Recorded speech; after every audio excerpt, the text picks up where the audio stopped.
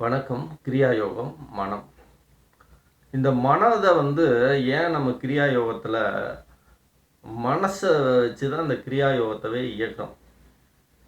ஏன்னு கேட்டீங்கன்னா, இந்த 7 சக்கரங்கள் இருக்கு இல்லையா?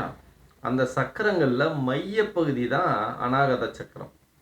இந்த அநாகத சக்கரத்த நம்ம அதிகமா பயன்படுத்தி சரியான முறையில இயக்குனோம்னாவே என்ன ஆகும்னா, அந்த காற்றானது உடல் முழுவதும் பரவி மத்த விஷயங்கள எல்லாம் ஈஸியா இயக்கி விட்டுரும்.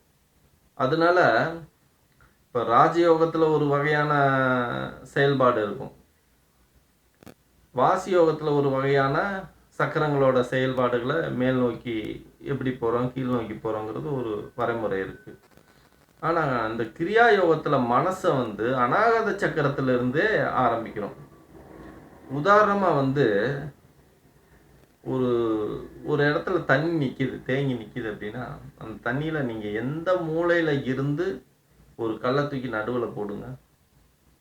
கல் பட்டோன்னே அலை அலையா, அலை அலையா சுத்தி பரவும் பாருங்க அந்த அலை. அதுபோல இந்த மனதுல நீங்க இயக்கிட்டீங்கன்னா, அந்த மனமானது அநாகத சக்கரம்ங்கிறனால, அந்த சக்கரம் இயங்கணும்னா அந்த காற்றானது எல்லா இடத்துலயும் பரவி இருக்குது ஏற்கனவே.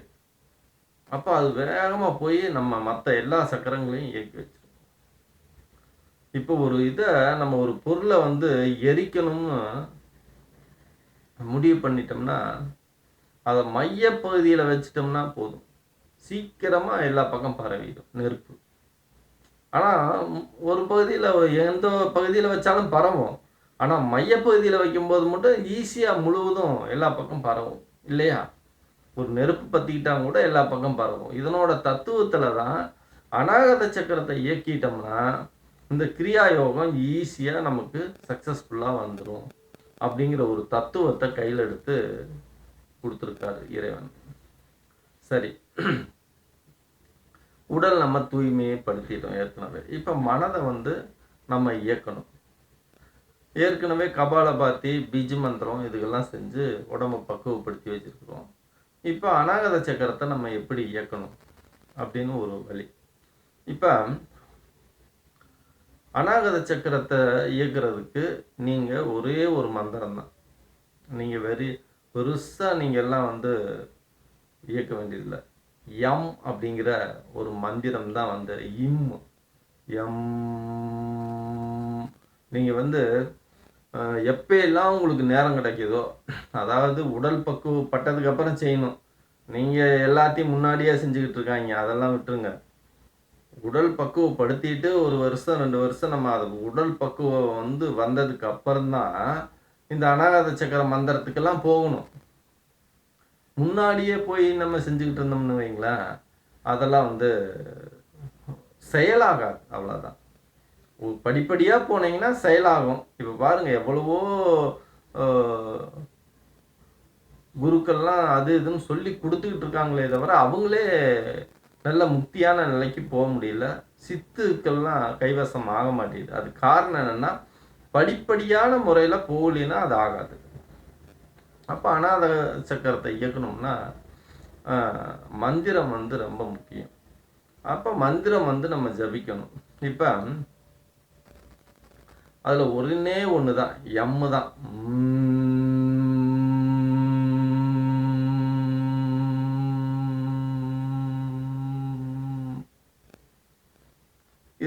இந்த மந்திரத்தை ஜபிக்கும் போது பாத்தீங்கன்னா, இப்ப நான் சொல்றேன், அதை பாருங்க என்ன ஆகுதுன்னு பாருங்க.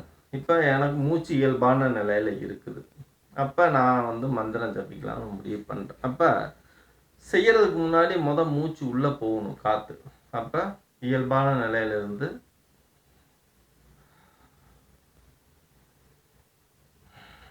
அப்படி செஞ்சுட்டு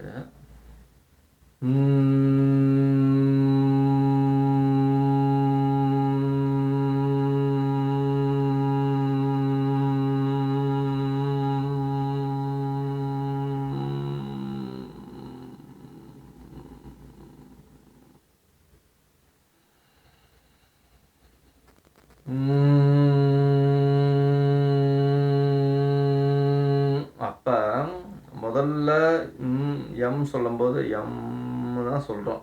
எம்னு சொல்லி ஃபுல்லாக முடிக்கும்போது பார்த்தீங்கன்னா, காற்று உள்ளே இருந்து தீந்துக்கிட்டே இருக்கும். கொஞ்சம் கொஞ்சமாக தீந்து, அந்த காற்று உள்ளே ஃபுல்லாக தீந்தோடனே அது சொல்ல முடியாது. ம்னு இழுக்கும்.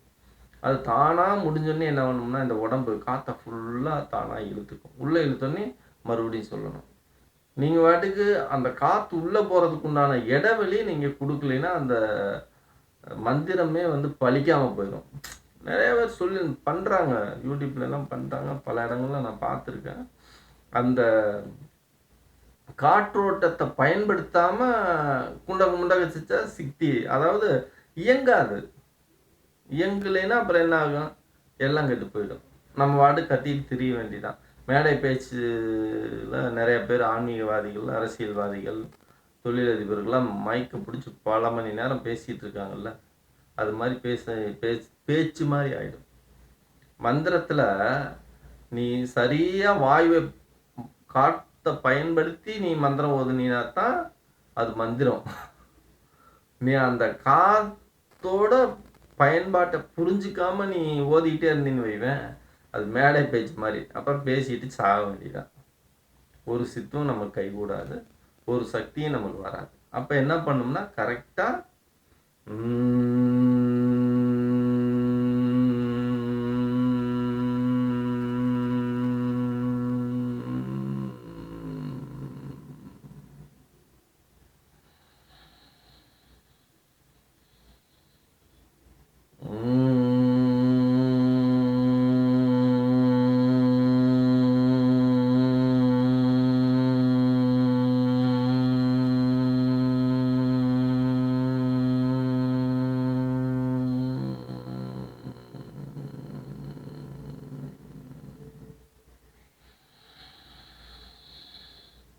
புரியுதா விஷயம்? அதான் இந்த மாதிரி நீங்க பயிற்சி எடுக்கணும். தொடர்ந்து அதிகப்படியான பயிற்சியெல்லாம் எடுத்தீங்கன்னா அநாகத சக்கரமும் இதயமும் ஒன்று. இதயத்துக்கு கடுமையான பயிற்சி கொடுத்துடக்கூடாது. அப்போ ஒரு அளவான பயிற்சி நம்மளால வந்து உடல் முழுவதும் நீங்கள் இதை செய்யும்போது வேர்க்க ஆரம்பிச்சிடும். உடல் முழுவதும் வேர்க்க ஆரம்பிச்சிடும். ஒன்று, உங்களுக்கு பலவீனமான இதயமாக இருந்தது, ஏதோ ஒரு வகையில் உங்களுக்கு உடல் பலவீனமாக இருக்குது, அதனால தான் சொல்லியிருக்கேன். உடலை பக்குவப்படுத்திட்டு இதுக்கு வரணும். அப்போ தான் அது நமக்கு சப்போர்ட் பண்ணும். இல்லைன்னா சப்போர்ட் பண்ணாது, இயங்காது, மேடை பேச்சாக போயிடும். அப்போ உடல் பக்குவத்துக்கு அப்புறம் இந்த மந்திரத்தை சொல்லும்போது கொஞ்சம் கொஞ்சமாக இம்ப்ரூவ்மெண்ட் பண்ணும். ஒரு நாளைக்கு வந்து இந்த கையை வந்து வந்தீங்கன்னா 1 2 3 4 16. முதல்ல 4 செய்யுங்க. 4 செய்கிறீங்க அப்படின்னா 4 செஞ்சுட்டு ஒரு 5 ஒரு 100 வரைக்கும் 1 2 3 4 அப்படி ஒரு 100 வரைக்கும் மெதுவாக எண்ணுங்க, ஆசுவாசப்பட்டீங்க. மறுபடியும் ஒரு 4 செய்யுங்க. இப்படி முதல்ல 16 செய்யுங்க. ஒவ்வொரு நாளுக்கும் நீங்கள் 4 மந்திரம் சொன்னதுக்கப்புறம், எம் மந்திரம் சொன்னதுக்கப்புறம் ஒவ்வொரு நாளுக்கும் இடையில ஒரு 3 நிமிடங்கள் வந்து நீங்கள் டைம் பண்ணணும். ஒரு 200 வரைக்கும் கவுண்ட் பண்ணணும். 1 2 அப்படி எண்ணிங்கன்னா அது நார்மலுக்கு வந்துடும். அதுக்கப்புறம் நீங்கள் பயிற்சி கொடுக்கணும். இந்த மாதிரி தான் அதை கொஞ்சம் கொஞ்சமாக இம்ப்ரூவ்மெண்ட் பண்ணி அதிகப்படுத்தும் போது, அப்போ அந்த கேப் இல்லாமல் சொல்கிற அளவுக்கு நீங்கள் வந்தும்போது அந்த 16 வந்து தொடர்ந்து செய்கிற அளவுக்கு உங்களுக்கு சக்தி வரும். அந்த சக்தி வரும்போதே உங்களுக்கு புரிய போது, இது செய்யும் போதே உங்களுக்கு நிறையா விஷயம் புரிய ஆரம்பிச்சிடும்.